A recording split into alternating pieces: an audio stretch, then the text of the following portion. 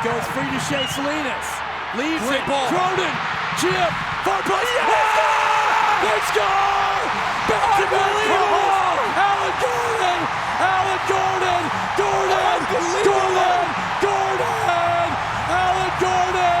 I was doing push-ups before the game, and I told the guys, if I score late, this is why I'm doing push-ups. The shirt's coming off, and it can't, and it happened. Hey everyone, I'm Kalen, this is Bobby. Now during the 2018 Audi MLS Cup playoffs, we welcomed several guest analysts to the studio. And during their stay, we took the opportunity to talk to them about their experiences both on and off the field. So if you like this clip, go back and check out the other players' talks with Taylor Twellman and Charlie Davies, among others. This week, we had a chance to talk to recently retired MLS legend Alan Gordon. Gordon discussed playing with David Beckham, the best defender he ever faced, and his memorable game-winning goal in the 2013 Cali Classico.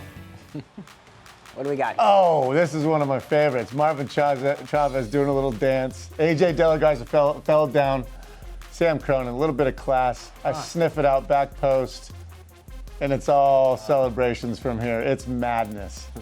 The place is going absolutely nuts.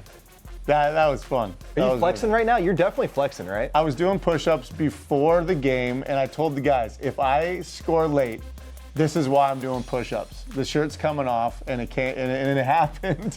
So the guys were going nuts. I called it before the game, and you see the rest is history right there. Is that the best rivalry in MLS? Everybody talks about Portland, Seattle, and then Toronto and Montreal, the New Yorks, LA's. Is the Cali Classico overlooked now?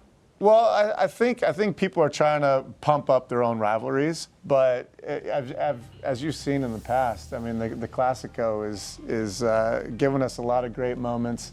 Not just that one. There's been plenty others that could even top that one, and it's been a lot of action.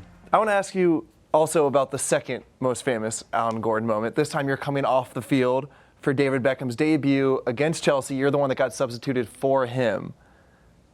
As special of a moment. Let me finish this. Did it feel like a passing of the torch? Yeah. Well, yeah, I was the guy. I was the guy before he came, and it was a little sad, really, because I knew he was going to take over. But it's funny that I got called for that moment, and somebody told me that was actually a Jeopardy question. That I was actually on Jeopardy. So I'll take that. It's not something that I look back on and I think, wow, that was great, but it's definitely something cool. My question for you on the player side of this is, you're known around the league and really to everyone that knows about Beckham as one of Beckham's friends or someone who is his equal a little bit in the locker room. I want to know how you pull that off. How do you make yourself from Oregon State the same level as Did you not see him take his shirt off in the earlier celebration? I mean, these guys, they had to have a kinship or a bond. Yeah, he knew as much about me as I knew about him coming in. But actually, that's kind of it. Like, I didn't grow up watching a ton of soccer. So I didn't grow up watching David Beckham with Manchester United. I didn't have those feelings of this superstar. So when he was coming over, I more knew him as the public figure than the soccer star, which is kind of crazy. But it helped me treat him more like another one of the guys. And he liked that. He wanted to be another one of the guys. Who was the best defender you faced? I was thinking Chad Marshall. Chad Marshall, I started battling with Chad back when he was at Stanford and I was at Oregon State. And it was... Who won that one? I got to ask who won that one. I scored against Stanford, so I mean, when you score, you get a little win. Stanford guy any credit? Right? But Stanford won the game. They won the game. Yes, okay. They did win the game. But we started battling a long time ago. That was almost 20 years ago. So me and him have been going at it for a long time, and we always had our battles, but he usually got the best of me, to be honest. I think he's a fantastic defender. I actually have to agree with you as well. Similarly, we all played against each other, Berkeley, Oregon State, and Stanford. Chad was so frustrating to play against because anything in the air, I didn't have the same ability as you did, of course, but even I just felt him coming over me. And then on the ground, too, sometimes it's like, oh, okay, well, if I can turn him, I'll be fine. But he had these long legs that were able to cover ground and be able to just slide and hook it out. Yeah. It's so frustrating to play against. And I think when you look at the longevity longevity of his career too, which you guys both have enjoyed. He's got to be up there with one of the best MLS strikers, if not the best. Defenders of all time. You know, the thing about Chad too, and I thought the same about guys like James and Olave and George John, is that they're huge and they can dominate you in the air. But all of a sudden, if you got out in a break, they could catch you. Yeah. You know, you see these guys catch guys like Landon Donovan, you're like, this is the next level stuff. The other name that pops up for me is Jeff Cameron.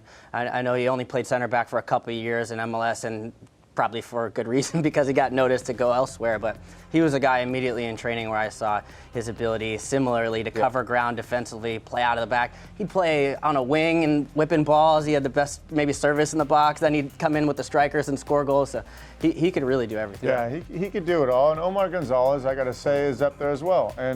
And for a guy who won 3 championships with LA, you got to say that a lot of that had to do with him alongside AJ De La Garza, who's a little guy, but he's really serviceable as a center back.